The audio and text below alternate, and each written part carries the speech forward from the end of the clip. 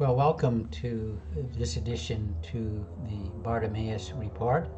And before we get started, I would just encourage you to hit the like button and also the subscribe button if you haven't already subscribed to the Bartimaeus Report. I try to upload something on a regular basis, touching on issues that confront Christians, especially in the area of apologetics, polemics, and commentary. And this is sort of a commentary more than anything that is truly theological, although I do believe theology is the queen of sciences, and that everything that we do should flow out a correct view of who a man is and who God is. But today I just wanted to bring up a disturbing incident that most people are aware of, and that is basically the attempted murder of Hatun Tash. Hatun was at Hyde Park in London, England. She's a frequent person at Speaker's Corner, where she pokes holes in the standard narrative about Muhammad, the historicity of Muhammad, and the Quran.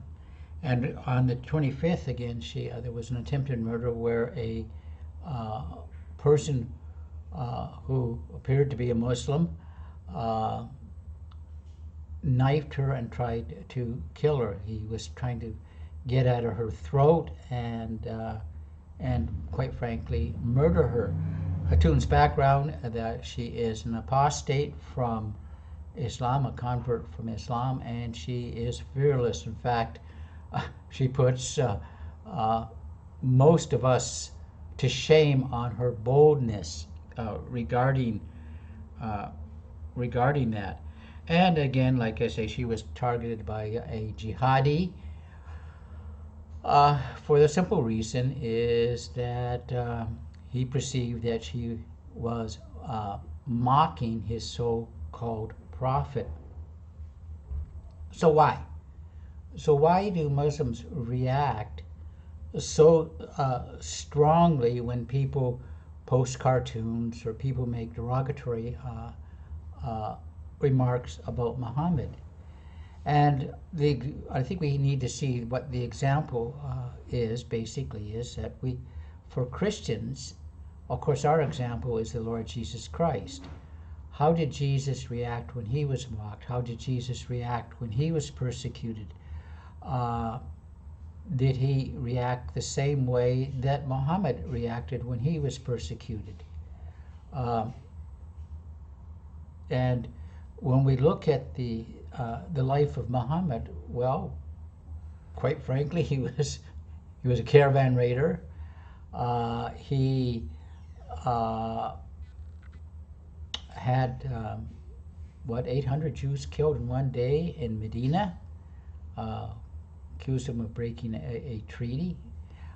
He was vengeful to those who mocked him when he returned to Mecca. In fact, there is an incident that I believe is recorded in the biography written by Ibn Ishaq that he had a elderly woman, I guess she was very old, in her 90s, I believe, who was torn in two simply because she made derogatory remarks about Muhammad. And we see a pattern throughout history. And recently we've seen basically the Danish cartoons, and we've seen where there was rioting, there was looting, there was a number of these people had to go underground. I believe there was also another person who had to go in hiding because she posted a cartoon about Muhammad. There was also another case with Charlie Habab, where the facilities at Charlie Habab have been burned simply because Charlie Habab has posted well, it's a satirical magazine, and everything, they have no reverence for anything, including Christianity, by the way, and where I've seen very offensive things about, they've posted about the Virgin Mary. And yet, what is the reaction between Christians when they see this and Muslims? In fact, there was years and years ago, there was something what they call the piss Christ, and basically it was a crucifix in a jar of urine. Well, I personally find that quite offensive and very unpleasant, but my reaction is more one of sorrow. At least there was more sorrow than actual anger, and the anger is controlled with Christians. But with Muslims, it's not controlled. They are using Muhammad as the example. Well, as we see, Muhammad killed his enemies. He had them put to death. Why? Because they simply mocked him. And what does that? Where does that really leave us? Well, again, we need to ask the question: what would Jesus do, and what would Muhammad do? Muslims are. I think I'm trying to think of exactly how to phrase this, but I have found that they are unable to really engage in any type of critical thought. When you do, they become the victims. And so when you criticize Muslims, criticize Islam, criticize the Quran, you're an Islamophobe. This is Islamophobia. And what is Islamophobia? Well, Islamophobia is a tool used by jihadis and the politically correct and the woke crowd to silence any criticism of Islam. I have been accused of Islamophobia. I personally don't have any ill will to any Muslim. I can't think of any Muslim that I have met either personally or through social media that I wish any ill will to. It's just not there. I may vehemently disagree. I may openly criticize this person's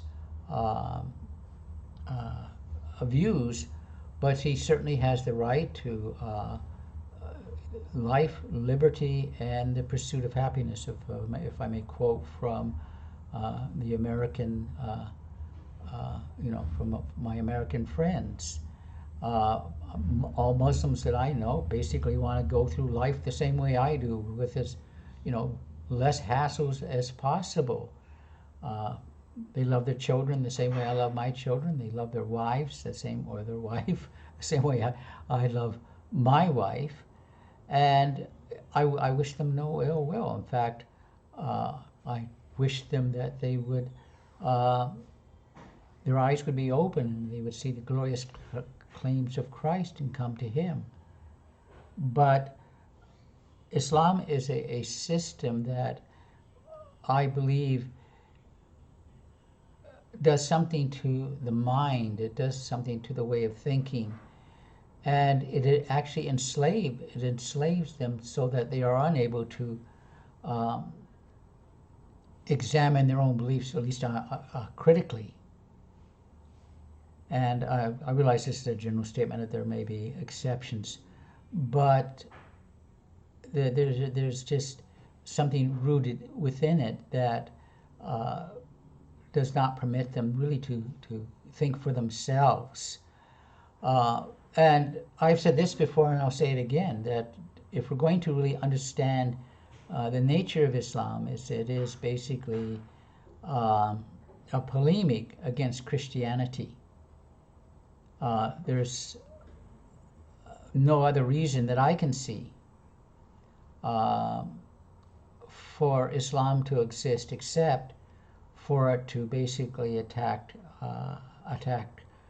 I won't say Christians because I don't believe that is necessarily true, but to attack Christ and who He is. When you look at the Quran, what are the core tenets of the Quran? It attacks the deity of Christ, it attacks the triunity of God, and it attacks the crucifixion, it attacks the atonement, the core beliefs of what define what Christianity is all about. And so and I will go further to say that if there were no Islam, or rather if there were no Christianity, if Christ had not come, there would be no reason for Islam. Muhammad would have been relegated to some old caravan raider in the past. Anyways, I wanted to excuse me, to point out that Islam truly is a system that enslaves a person. It robs them of the, like I say, the ability of critical thought.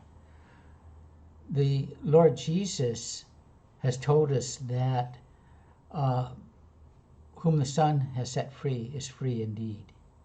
And that if you are a sinner, and again, this is another doctrine that Muslims believe. They don't believe that man's core problem is sin, but man's core problem is ignorance. But, which is again another attack on Christianity, that they truly are slaves. They are slaves to sin. They are slaves to themselves. And it is only the Lord Jesus that can set them free. So when we ask ourselves, what would Muhammad do? Well, what did Muhammad do when people mocked him? Again, he had them attacked. He had them murdered. What did Jesus do? Well, when Jesus was attacked, when he was reviled, when he was mocked, he simply entrusted himself to the one who judges righteously. Again, thanks for watching. Have a great day, and may God bless.